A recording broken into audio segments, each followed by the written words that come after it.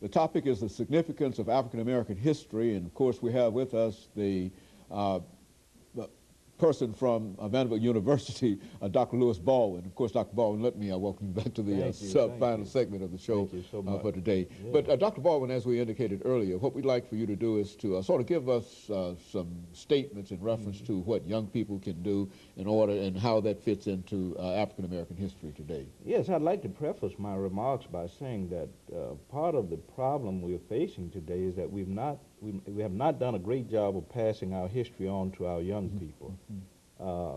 Vincent Hardin has written a book called Hope and History, and in that book he talks about a kind of amnesia that has engulfed Black America.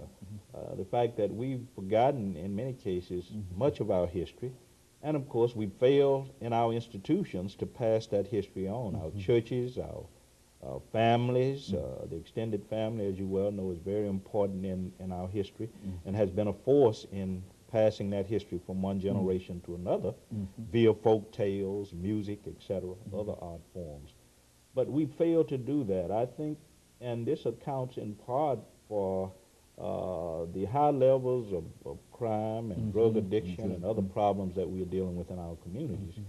Because if people don't know their history, if they don't study their history, they actually have no basis for self-esteem and self-growth and advancement and empowerment. Because empowerment is not only about economic growth, it's also about spiritual and intellectual growth. And I think that makes it clear to me that we need to become more serious about how we pass this history on from generation to generation. Now, what can we do as a community to perhaps encourage more young people to become involved in this history, to know more about themselves? Well, I think we have to work through our institutions, and I think the church is still very, very important. Temples, mosques, other religious institutions. I think the family, once again, has to become an educational tool as far as passing on the values and traditions of the Black community.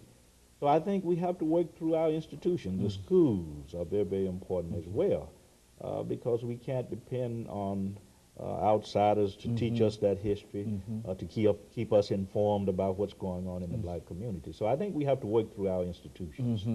You know, quite recently, people talked about the Brown versus the Board of Education decision. And of course, we will soon celebrate the 50th anniversary of that decision. Well, what do you think about that as a motivating factor in terms of perhaps encouraging more young people to become involved, to understand what it was like before perhaps Brown and after Brown?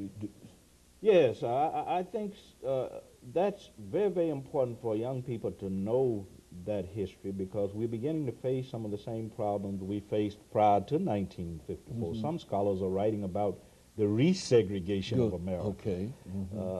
Being from Alabama, I've seen over the last few years schools that are still largely Black and largely white in Alabama, some exclusively Black and exclusively white. So scholars are writing about the resegregation of America, and if we don't know that history and study that history, Brown v. Board of Education, 1954, and other events that occurred in the 50s and 60s, then we're prone to have to relive some of that history, the unfortunate part of that history. So I think it's very, very important for students to understand that they have the type of education they have today because of people who stood up in the Brown v. Board of Education case and other events in that period. You know, a lot of this has to do with what we might call Jim Crow and segregation and et cetera. How have we reacted in a real sense to this whole thing as a community to the separation of the races? I mean, what impact has that had upon us? I think, unfortunately, it has had both a negative impact and a positive impact. I like to look at it in terms of the ambivalence of it, because in terms of the negative side, I would say that we've had to deal with feelings of low self-esteem and because the system has told us in one way or another that we are less than and not equal to. And I think we've had to deal with problems of low self-esteem because being in a segregated system did not really heighten self-esteem in the black community. On the positive side, I think we were able to preserve certain cultural traditions and to preserve strong extended family networks. We were able to preserve our institutions, the church, for an example. And so I would think that you have to think in terms of the ambivalent side of that. The negative impact as well as the positive impact. You know, and of course I recognize in you as a scholar of Dr. Martin Luther King. What would Dr. King say to, and of course you don't know what Dr. King would say, but I think that in terms of having studied King and having an idea in terms of how he felt about a number of things, what would be his reaction to some of the things that are going on now, our political participation and that kind of activity? How would he react? I think he would be appalled at some of what's going on now. The fact that the gap between the rich and poor is expanding, that we are probably further from the goal of international peace than we were in his lifetime, with the situation in Iraq and the Middle East, Northern Ireland, and other hot spots in our world. I think he would be disappointed with the international situation. I think he would be disappointed with the economic situation in this country. The fact that joblessness, high rates of joblessness exist, underemployment, substandard housing, low educational standards in many cases. We have not built those standards up. I think he'd be disappointed with the high levels of violence and crime in our society. And I think he would see that as a cultural declension, that somehow or another we are moving away from the values that we should be embracing, the values of community and family and interpersonal, intergroup living, mutual acceptance, shared power. I think he would feel that all of this is missing. Well, now, those individuals that you might describe as disciples of Dr. Martin Luther King, of course, you would include yourself as one of those disciples. Yes, what are their reactions to what's going on now? The disciples of Dr. King? I think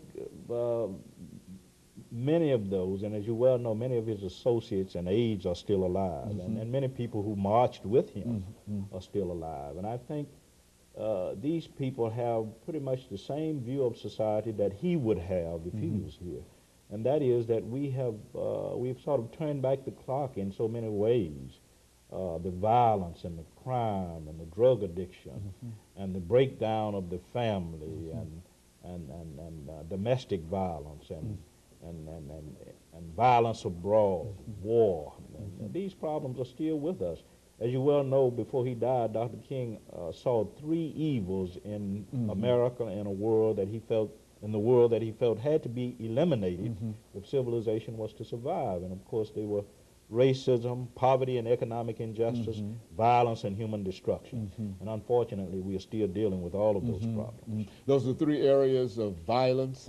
Yes, Dr. King called them the evil triplets, or the evil triumvirate. Violence and human destruction, racism, economic injustice, and poverty. And so finally, Dr. Baldwin, over the last minute and a half, and looking at all of these things that we've talked about dealing with the significance of African-American history, do you believe that it is more as important now as ever that we continue to look at this particular aspect of the American experience? Yes, I think it's very, very important. I don't think Black African-American History Month has outlived its usefulness. I think we still need that as a tool for heightening self-esteem among our youth, and for keeping all of us abreast of what has happened to us over time, from generation to generation. The struggle has been a very difficult one, and it's still a very difficult one. We need to bear in mind what that history is all about, because those who forget history are doomed to repeat it. Very good. And of course, Dr. Baldwin, let me thank you very, very much for coming by and giving us the information about the significance of the African-American experience and the significance of African-American history. And I'm sure as we start African American History Month this year, Yeah. that people will become more aware of why they are doing what they are doing because of some of the things that you've said. And I certainly appreciate that, and we want to thank you for that. And we also want to encourage our audience to tune in again next week for another informative edition of Comments. And of course, if you have any additional comments that you'd like for us to deal with, then drop us a line here at the station. Thank you and good morning.